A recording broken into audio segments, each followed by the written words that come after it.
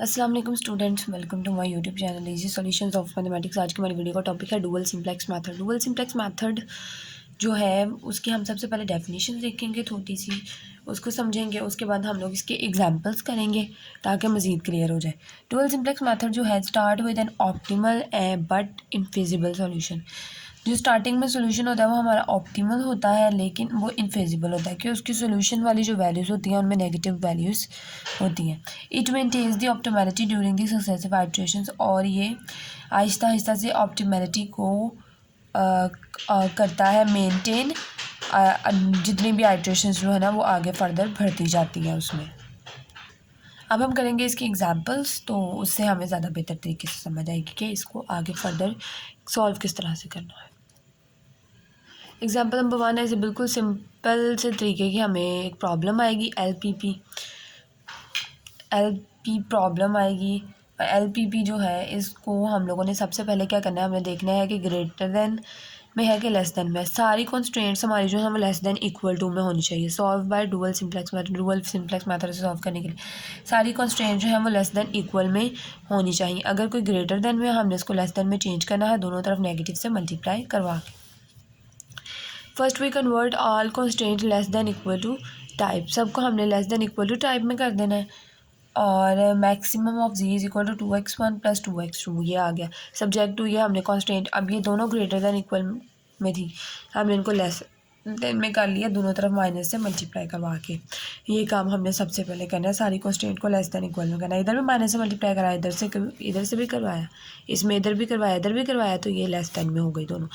Now convert the problem in standard form. अब हमने उसे स्टैंडर्ड फॉर्म कन्वर्ट करना है। हमें पता है स्टैंडर्ड फॉर्म में किस तरह से कन्वर्ट करते हैं, क्योंकि लेस देन इक्वल टू में ही होगा तो हम लोग इसमें बेसिक वेरिएबल्स यानी स्लैक वेरिएबल्स को ऐड करवा के इसको इक्वल की फॉर्म में कन्वर्ट कर लेंगे।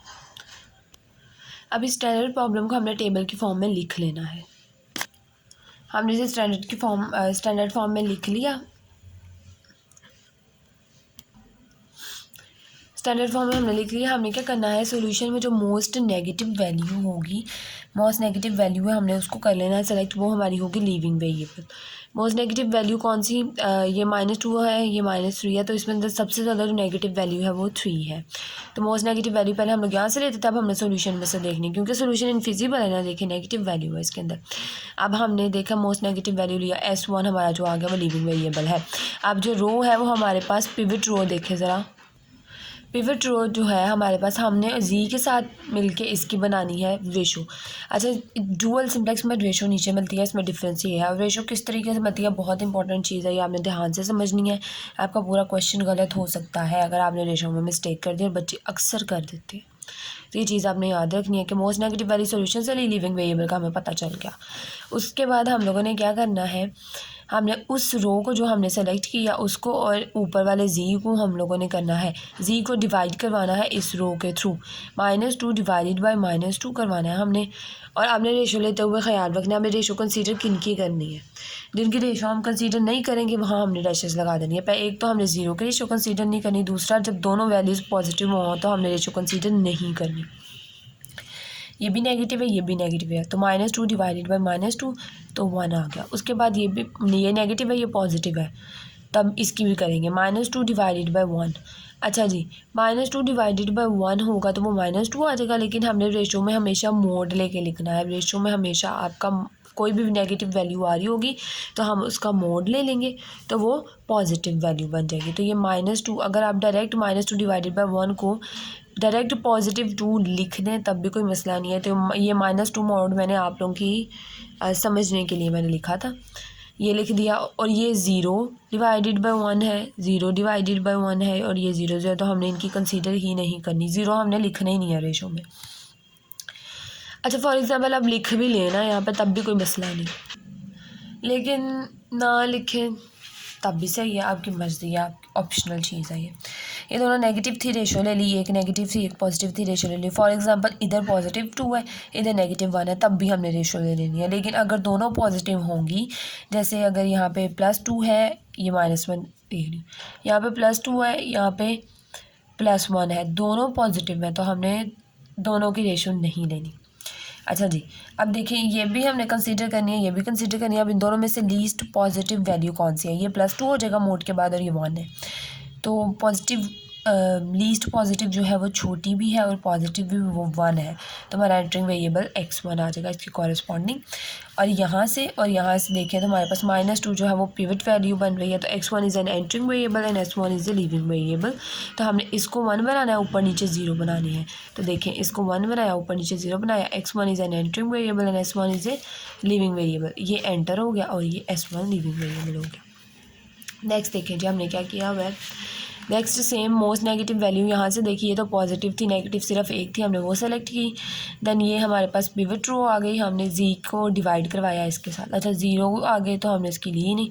उसके बाद हम लोगों ने -5/2 डिवाइडेड बाय 1/2, -5/2 डिवाइडेड बाय 1/2 होगा। जब हम इसको करेंगे तो हमारे पास आंसर जो है वो 5 आ जाएगा, क्योंकि 1/2 उलट हो जाएगा तो 2 से कैंसिल और मोड लेने के बाद +5 हो जाएगा। उसके बाद -1 डिवाइडेड बाय -3/2, -1 डिवाइडेड बाय -3/2, तो ये उलट हो के 2/3 हो जाएगा।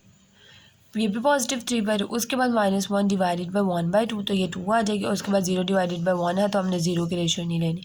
ये नेगेटिव था, ये पॉजिटिव था, रेशो ले ली। ये नेगेटिव था, ये भी नेगेटिव था, रेशो ले ली। ये भी नेगेटिव था, ये भी नेगेटिव था, रेशो ले ली। यानी कि दोनों नेगेटिव हो तब भी रेशो ले लेनी है, और दोनों में से कोई एक नेगेटिव हो तब भी हमने रेशो ले लेनी है। लेकिन दोनों पॉजिटिव और रेशो नहीं लेनी, मैं बार बार बता रही हूँ ताकि आपको याद हो जाए। x3 यहाँ से एंट्रिंग हो गया, यहाँ से s2 जो है वो लीविंग वेरिएबल हो गया, और -3/2 जो है वो हमने सर्कल कर लिया, ये 1 और ऊपर वाले 0।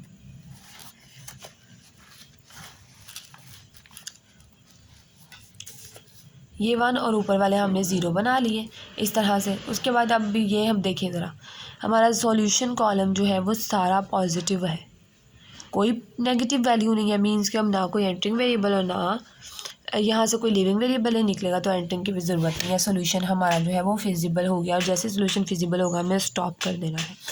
यहाँ से हमारे पास x1 की वैल्यू 5/3, यहाँ से x3 की वैल्यू 1/2, और x2 नहीं है तो वो 0 है, तो z की वैल्यू हमारे पास 10/3 आ गई। अब चाहे तो इसको वेरिफिकेशन भी कर सकते हैं गिवन ऑब्जेक्टिव फंक्शन में वैल्यूज़ को लगा के, क्योंकि मैंने बहुत दफ़ा करवाई है लेकिन इसलिए मैं इस दफ़ा नहीं करवा रही। अच्छा जी, ये मैक्सिमम टाइप का क्वेश्चन था। वैसे तो डुअल सिंप्लेक्स मेथड में मैक्सिमम और मिनिमाइज़ दोनों तरह के क्वेश्चन हो वो एक ही तरह सॉल्व करते हैं। मैक्सिमम मिनिमाइज़ का कोई इशू होता ही नहीं है। लेकिन फिर भी मैं आपको एक और एग्जांपल करवाती हूँ, तो वो मैंने मिनिमम टाइप की चूज़ कर लिया था। एक तो आपको प्रैक्टिस के लिए एग्जांपल मिल जाएगी, दूसरा ये कि आपकी अगर कोई कन्फ्यूजन होगी तो वो भी दूर हो जाएगी। ये रही solve by dual simplex method, ये हमारे पास एग्जांपल है। अब देखें जी, दोनों constant less than equal to है, तो हमें इन्हें कन्वर्ट करने की ज़रूरत ही नहीं है, ऑलरेडी हमारे पास लेस दैन इक्वल टू है। चलें जी, put the problem in standard form. हमने ये मिनिमाइज़ ये कर लिया सब्जेक्ट टू, इस तरह से हमने क्या किया है, इसको स्टैंडर्ड फॉर्म में डायरेक्ट कन्वर्ट किया है। क्योंकि पहला स्टेप होता था हमारा, हम सबको लेस दैन इक्वल टू कर देते, already less than equal to में दिया हुआ है। तो अब हमने इसको स्टैंडर्ड फॉर्म में कन्वर्ट कर लिया, स्टैंडर्ड फॉर्म में भी आ गया। अब हमने क्या करना है, इसको टेबल फॉर्म में कन्वर्ट कर लिया, टेबल फॉर्म में यानी टेबल में लगा लिया। अब टेबल फॉर्म आ गई ये हमारे पास। चलें जी, इसके अंदर अब हमारे पास -4 और -2 है। -4 मोस्ट नेगेटिव वैल्यू है, उसको हमने कर लिया सेलेक्ट, पिवट रो आ गई। अब हमने क्या करना है, जी और इसको करना है आगे -5 डिवाइडेड बाय 4, -4 करेंगे, ये भी नेगेटिव है, ये भी नेगेटिव है, तो पूरे रेशो लेंगे तो ये पॉजिटिव 5/4 आ जाएगा। 6 डिवाइडेड बाय -1, -6 डिवाइडेड बाय -1 करेंगे तो अभी 6 आ जाएगा। 0 डिवाइड, ये दो तो हमने लेनी नहीं है, जीरोस वाली हो गई। ठीक है जी, उसके बाद अब यहाँ पे देखें, हमारे पास जो लीस्ट पॉजिटिव वैल्यू है वो 5/4 है, तो हमने इसको किया, क्योंकि ये 1 पॉइंट समथिंग बनती है तो 6 बहुत बड़ी वैल्यू है। यहाँ से हमारा s2 जो है वो leaving variable, x1 entering variable आ गया। हमने वैल्यू को सेलेक्ट कर लिया, इसे 1 बनाना है, ऊपर दोनों जीरोस बनाने हैं। लाजमी मेंशन करना है कि हमारे पास एंटरिंग वेरिएबल क्या है और लिविंग वेरिएबल क्या है। x1 is an entering variable, s2 is an leaving variable. अच्छा जी, ये 1 बना लिया, ऊपर हमने सारे दोनों 0 कर लिए। उसके बाद अब नेक्स्ट हमारे पास फिर से नेगेटिव वैल्यू आ गई है, हमने उसको किया सेलेक्ट नेगेटिव वैल्यू को। उसके बाद हम लोगों ने ये हमारे पास पिवट रो आ गई, इसकी और इसकी लेनी है। 0 0 आ रहा था, कोई नहीं ली। -19 डिवाइडेड बाय 4 डिवाइडेड बाय 3/4, दोनों नेगेटिव हैं तो रेशो ले लेंगे, तो 19 डिवाइडेड बाय 3 आ जाएगा। इसको और इसको डिवाइड किया है इसके साथ, ठीक है। तो ये 19/3 आ गया। 0 डिवाइडेड बाई 1 0 आएगा तो हमने डैश लगा दिया, 0 भी लिख सकते हैं। -5 डिवाइडेड बाई 4 डिवाइडेड बाई -1/4, तो ये हमारे पास सिर्फ 5 आएगा। पॉजिटिव हो जाता है वैसे तो, ये माइनस माइनस प्लस ही हुआ है। चलिए जी, उसके बाद यानी रेशो हमने उन वैल्यूज़ की लेनी है जो पहले पॉजिटिव नहीं थी, जो रेशो को डिवाइड करने के बाद हमारे पास पॉजिटिव आई हैं। लीस्ट पॉजिटिव वैल्यू जो है हमारे पास यहाँ से 5 है, क्योंकि ये 9 पॉइंट 6 पॉइंट समथिंग बनती है। कैलकुलेटर पे अगर इसे चेक कर लेते हैं, यानी 5 से बड़ी है ये वाली वैल्यू, इसलिए हम लोगों ने लीस्ट पॉजिटिव वैल्यू 5 को लिया है। यहाँ से S2 जो है वो S2 यहाँ, ये S2 is leaving variable and S2 is a entering variable and S1 is a leaving variable. चलिए जी, उसके बाद अब हमने क्या करना था, इसको 1 और ऊपर दोनों वैल्यूज़ को 0 करना था। तो हमने इसको 1 बनाया, ऊपर दोनों वैल्यूज़ को 0 कर लिया। सोल्यूशन हमारा फिजिबल हो गया।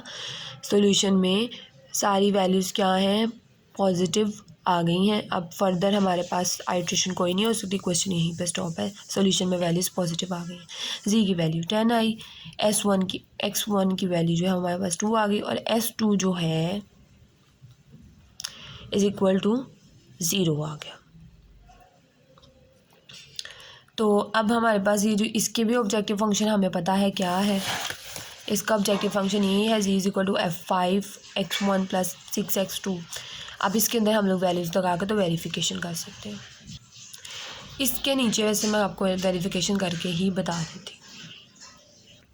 चलिए जी, मैं थोड़ा सा करके बता यहाँ पे ही करती है नीचे कि z ये ऑब्जेक्टिव फंक्शन गिवन है, z इज़ इक्वल टू 5। अब इसकी जगह पे z की जगह पे 10, x1 की जगह पे 5 2 ज़ा ये 5 है, यहाँ पे 2 की वैल्यू लगाई, 5 2 ज़ा 10 + 6 और ये 0 है, 6 0 0। ये मैंने बहुत दफ़ा करवाई है, इस दफ़ा मैंने यहाँ पे नहीं की इसलिए, वरना आप लोग चाहें तो इंप्रेशन अच्छा डालने के लिए आप लोग मार्कर से हेडिंग बना के ये वेरिफिकेशन भी नीचे कर सकते हैं, कौन सी कोई मुश्किल है। इससे आपको एक तो पता चल जाएगा कि आपका आंसर ठीक निकला है कि नहीं निकला, क्योंकि अगर वेरिफिकेशन ना हो तो मीन्स आंसर में कोई गड़बड़ है। तो इसीलिए तो ये 10 इज़ इक्वल टू 10 आ गया, तो हमारी वेरिफिकेशन भी कंप्लीट होगी। उम्मीद है आप लोगों को समझ आई होगी। डुअल सिंप्लेक्स मेथड में अगर आपको कोई प्रॉब्लम है, कोई पॉइंट समझ नहीं आया, रेशो की चीज़ समझ नहीं आई, तो आप कमेंट सेक्शन में मुझसे पूछ सकते हैं। मेरी वीडियो पसंद आई तो प्लीज़ वीडियो को लाइक करें, चैनल पर नहीं है तो चैनल को सब्सक्राइब करें और अपने फ्रेंड्स के साथ ज़्यादा से ज़्यादा मेरी वीडियोज़ को शेयर करें। Thank you so much.